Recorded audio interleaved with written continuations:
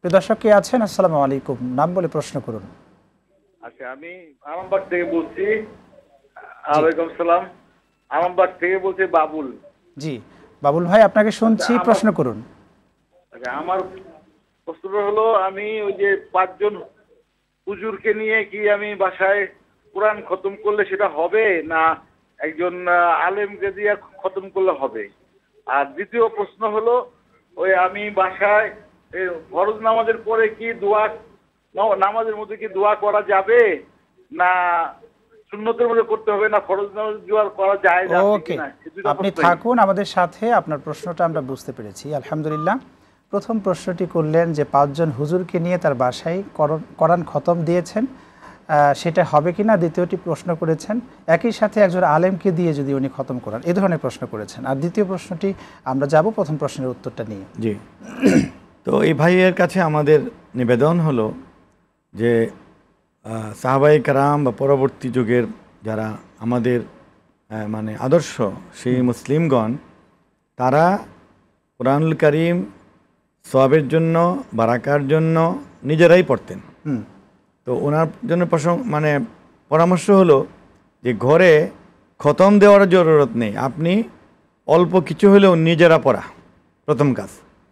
এখন যদি এমন হলো যে, এটা তো বাস্তবতা যে ওই সময়ের মানুষেরা 100 জনের মধ্যে 100 জনই কোরআন জানতেন।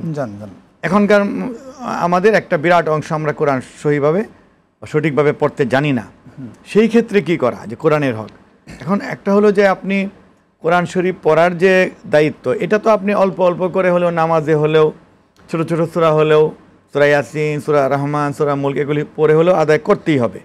এটা মুমিনের দায়িত্ব। এটা আপনার ওই অন্য কেউ এসে পড়লে আপনার এই দায়িত্ব পালন হবে না। এখন যদি তৃতীয় হয় একটা, যে এমনি বারাকার জন্য ঘরে এসে পড়লেন, এতে আমার ঘরে বরকত হবে, আমার ছেলে মেয়ের রোগ মুক্তি হবে বা বিপদ দূর হবে, অথবা এই কোরআন পরে আমরা দোয়া করব পিতামাতার জন্য, এরকম যদি হয়, সেই ক্ষেত্রে যদি শুদ্ধ করে পড়তে পারেন তাহলে আপনার 5 জন হাফেজ সাহেব দিয়ে পড়াটাও ঠিক আছে। একজন আলেম যদি পড়েন আর তার পড়াও শুদ্ধ হয় তাহলে বেশি সওয়াব হবে, কারণ আলেম অর্থও জানেন। তো সেই ক্ষেত্রে আপনি যদি এমন হয় যে মানে টাকা দিতে হবে বা হাদিয়া দিতেই হবে, তাহলে আবার গোনা হবে।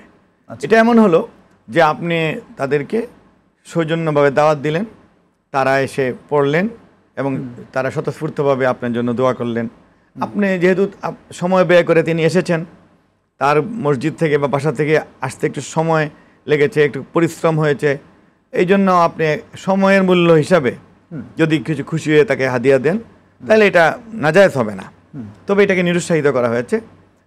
তো এখন স্বতঃস্ফূর্তভাবে যদি হয়। আরেকটি প্রশ্ন করেছিলেন যে ফরজ নামাজের পরে যে দোয়াগুলো, কি ধরনের দোয়াগুলো উনি পাঠ করতে পারেন, এই পরামর্শ তিনি চেয়েছিলেন। যে শুধু ফরজ নামাজ পড়েই শেষ করে, না সুন্নত নামাজ শেষে সেই দোয়াগুলো পাঠ করবে? জি, নামাজের মধ্যে যে দোয়াগুলো নির্ধারিত আছে এগুলো নামাজের মধ্যেই পড়তে হবে, যেভাবে মাসনুন, যেমন আমরা সানা একটা দোয়া, তারপরে আমরা যে কোরআনের আয়াত পড়ি এগুলো অনেক সময় দোয়া থাকে, তাসবিহগুলি দোয়া, তো আমরা সূরা একটা দোয়া, এগুলো দিয়ে নামাজ শেষ করা মাসনুন।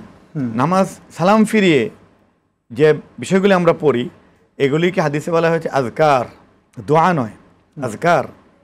কি প্রথমেই আস্তাগফিরুল্লাহ আস্তাগফিরুল্লাহ আস্তাগফিরুল্লাহ, এরপর লা ইলাহা ইল্লাল্লাহ ওয়াহদাহু লা শারীকা লাহু লাহুল মুলকু ওয়া লাহুল হামদু ওয়া হুয়া আলা কুল্লি শাইইন কাদির, এগুলি জিকির, ইনি এগুলি করবেন। এরপর আল্লাহ রাসূল যে দোয়াগুলি করতেন, যেমন আল্লাহুম্মা আনতাস সালাম ওয়া মিনকাস সালাম তাবারাকতা ইয়া যাল জালালি ওয়াল ইকরাম, আল্লাহুম্মা আইন্না আলা যিকরিকা ওয়া শুকরিকা ওয়া হুসনি ইবাদাতিক, রব্বানা আতিনা ফিদ দুনিয়া হাসানা ওয়া ফিল আখিরাতি হাসানা। শুকরান, প্রশ্ন উত্তর পেয়েছি একজন দর্শক। এরপরে উনি আয়াতুল কুরসি পড়বেন, এরপর সুন্নত পড়বেন।